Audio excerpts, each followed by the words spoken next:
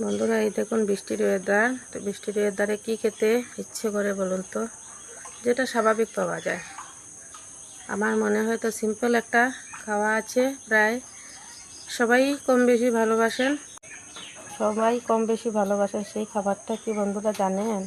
আশা করি সবাই জানেন। তো আপনাদেরকে দেখাচ্ছি সেই খাবারটি হলো গরম গরম খিচুড়ি, লাল লাল করে আলু ভাজি, সঙ্গে আছে লেবু, আর আছে পাঁপড়। আর কি লাগে বলুন? আর তো সঙ্গে ঠান্ডা জল আছে।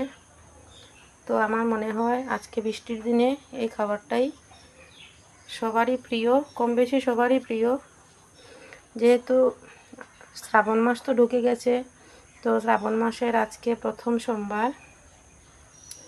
তো বন্ধুরা, অন্য সময় আমি দানা খেতাম না শিব বাবাকে পূজা দিয়ে, কিন্তু এই বছর তো আমি অসুস্থ আছি, যার জন্য আমি আর পারছি না। মেডিসিন তো খেতে হবে, আমাকে খেতেই হবে। মেডিসিন যদি খাই তাহলে তো ভালো কিছু একটা না খেলে হবে না। যেমন যেভাবে পেটে থাকে ওইভাবে খাবার তো খেতে হবে। তো অন্য বছর আমি যখন শ্রাবণ মাসে শিবব্রত করতাম, তো আমি আর দানাটা খেতাম না।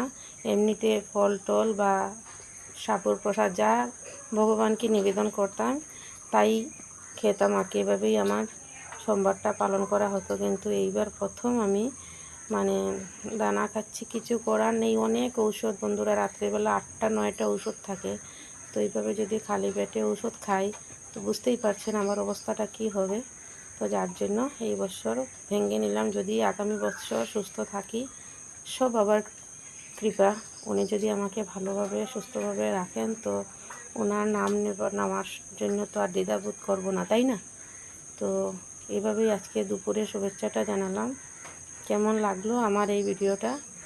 আর খিচুড়ি খেতে কে কে ভালোবাসেন এই বৃষ্টির দিনে কে কে খিচুড়ি খেতে ভালোবাসেন বন্ধুরা? সবাই ঝটপট করে চলে আসুন। আমি তো রেডি করে নিয়েছি খাওয়ার জন্য। টাটা। সবাইকে ভিডিওটি দেখার জন্য অসংখ্য অসংখ্য ধন্যবাদ রইল। টাটা বন্ধুরা।